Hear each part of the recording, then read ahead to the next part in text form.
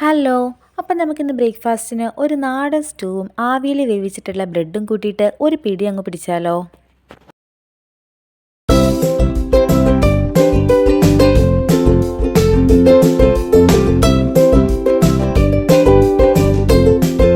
ഞാൻ ഈ കറി ഉണ്ടാക്കുന്നത് മൺചട്ടിയിലാണ്. അപ്പോൾ കുറച്ച് വെളിച്ചെണ്ണ ഒഴിച്ച് കൊടുത്ത് കുറച്ച് സ്പൈസസും കൂടെ നമുക്കതിലേക്ക് ഇട്ട് കൊടുക്കാം.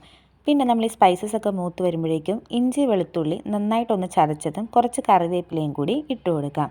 ഇതും ഒന്ന് നന്നായിട്ട് മൂത്ത് വരുമ്പോഴേക്കും ഞാനിവിടെ ഒരു ഒനിയനാണ് എടുത്തിരിക്കുന്നത്. അപ്പോൾ ഒരു ഒനിയൻ നന്നായിട്ട് സ്ലൈസ് ചെയ്തതും 4 പച്ചമുളക് നടുവായിട്ട് കീറിയതും കൂടി നമുക്ക് ഇതിലോട്ട് ഇട്ട് കൊടുക്കാം. ഈ സവോളയൊക്കെ നന്നായിട്ടൊന്ന് വഴണ്ടി വരുന്നതിന് വേണ്ടിയിട്ട് നമുക്ക് കുറച്ച് ഉപ്പ് അതിലോട്ട് ഇട്ട് കൊടുക്കാം. പിന്നെ ഈ സവാള നന്നായിട്ട് ഒന്ന് വഴണ്ടി വരുമ്പോഴേക്കും ഞാനിവിടെ ഒരു 1/2 സ്പൂൺ മഞ്ഞൾപ്പൊടിയും 1 സ്പൂൺ കുരുമുളക് പൊടി കൂടി ചേർക്കുന്നുണ്ട്. ഇത് നന്നായിട്ട് ഒന്ന് മൂത്ത് വരുമ്പോഴേക്കും നമുക്ക് കഴുകി വെച്ചിരിക്കുന്ന ചിക്കൻ കഷ്ണങ്ങൾ ഇതിലേക്ക് ഇട്ട് കൊടുക്കാം. ബോണില്ലാത്ത പീസായിട്ടുള്ളതാണ് ഞാൻ ഇട്ട് കൊടുക്കുന്നത്. അപ്പോൾ അത് നമുക്ക് വെള്ളം ചേർക്കാണ്ട് തന്നെ ഈ ചെറിയ തീയിൽ വെച്ചിട്ട് നന്നായിട്ട് ഒന്ന് വേവിച്ചെടുക്കണം. ചിക്കനൊക്കെ ഒന്ന് പാതി വെന്ത് വരുമ്പോഴേക്കും നമ്മൾ അരിഞ്ഞു വെച്ചിരിക്കുന്ന പൊട്ടറ്റോ അതുപോലെ തന്നെ ക്യാരറ്റ് ഇതെല്ലാം കൂടി നമുക്ക് ഇതിലോട്ട് ഇട്ട് കൊടുക്കാം. എന്നിട്ട് നമുക്ക് ഇതെല്ലാം ഒന്ന് നന്നായിട്ട് മിക്സ് ചെയ്തിട്ട് നന്നായി ഒന്ന് ഇളക്കി മിക്സ് ചെയ്തതിന് ശേഷം നമുക്കൊന്ന് ചെറു തീയിൽ വെച്ച് ഒന്നുകൂടി നമുക്കൊന്ന് വേവിച്ചെടുക്കണം.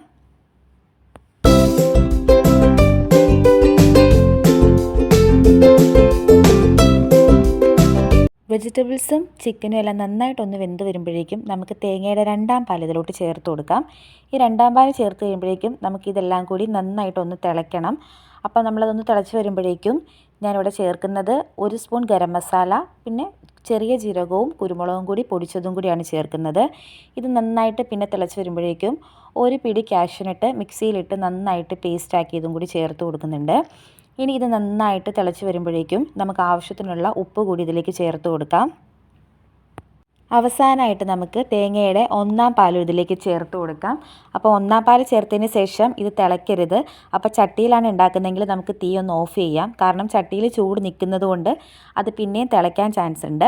പിന്നെ അവസാനമായിട്ട് നമുക്ക് നെയ്യിൽ വറുത്തിട്ടുള്ള സവോള, കാഷ്യൂനട്ട്, മുന്തിരി ഇതെല്ലാം കൂടി ചേർത്ത് കൊടുക്കാം. അപ്പോൾ ഇത്രയേ ഉള്ളൂ. ഈ റെസിപ്പി സിമ്പിളാണ്. അപ്പോൾ കഴിച്ചു നോക്കിയപ്പം എല്ലാവർക്കും ഇഷ്ടപ്പെട്ടിട്ടുണ്ട്. അപ്പം ഇതെല്ലാവരും ഒന്ന് ട്രൈ ചെയ്ത് നോക്കണം. സിമ്പിളാണ്, അതുപോലെ തന്നെ ഭയങ്കര ടേസ്റ്റിയാണ്. അപ്പം വേറൊരു വീഡിയോയിൽ കാണാം. Bye bye.